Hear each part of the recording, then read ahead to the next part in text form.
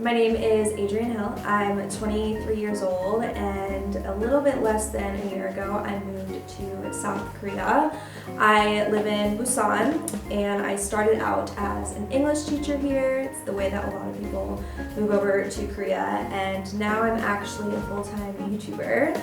So I have a YouTube channel, just Adrienne, and I make all types of content on there. I do videos about just my everyday life, so vlogs. Recently, I've been loving just trying different challenges, whether it's like a 24-hour challenge with my friend or like eating a certain type of food for 24 hours. And then I also just make sit-down informational videos about life in Korea.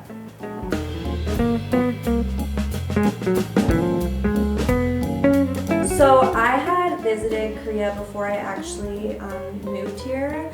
But I think my first ever time I came to Korea, which was about a year ago, I was just incredibly shocked of how different the pace of the culture is. So I considered where I lived in America to be a city, but it really was nothing compared to when I first came to Seoul. And I think what shocked me the most was just how fast-paced the culture is.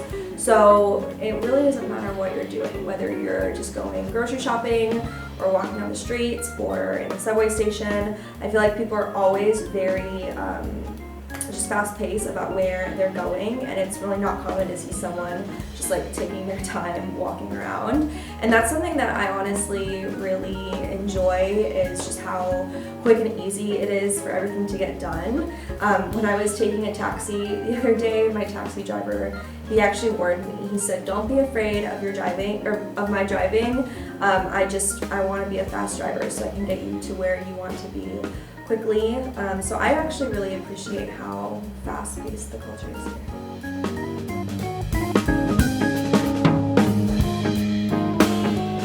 So what I like the most about Korean culture is the abundance of things to do here. I really don't think there's been a day of me living here that I've felt bored, because there's so much to do, and it's not just in the daytime, but I feel like at night too. And that doesn't mean just like crazy party nightlife. There really is so much to do all hours of the day.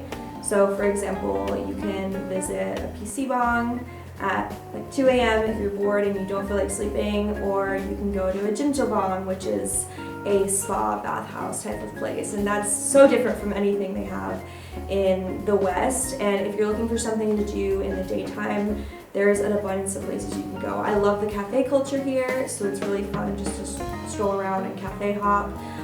There's huge malls everywhere. I could spend all day in COEX Mall in Seoul. If you visit Korea, you have to go there.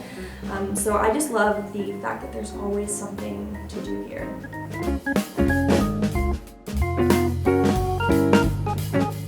So something that I'm still struggling to understand is the really extreme hierarchy society they have here.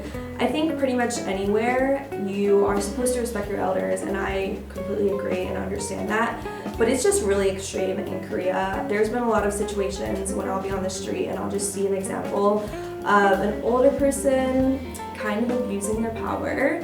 I know I was on the subway the other day and I saw an old man basically demand this person to stand up and let them sit down, and I just think that can be maybe a little bit extreme. If you're walking on a path, don't expect the old person to move, because they're just gonna want you to move for them, which, I mean, it's fine. I don't mind moving on a path for an older person, but I think I don't understand why some older people try to, I guess, abuse their power in a sense.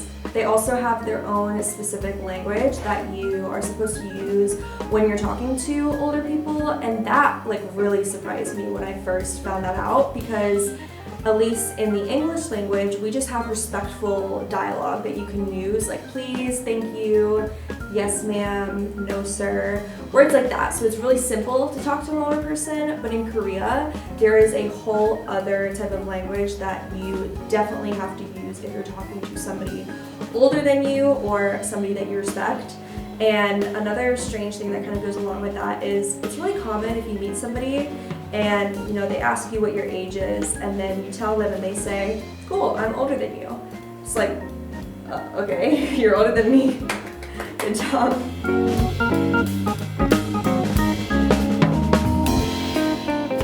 if you are planning on visiting Korea, I would definitely recommend to take some time and do some research on where you're staying and see if there's any smaller little hole-in-the-wall places that you can visit, because as a traveler it's really easy to get kind of stuck in just staying in the really big popping areas, but there's a lot more to Korea than just those bigger cities. So take some time, go on Instagram, go on TripAdvisor, and just find out some smaller places that you can visit.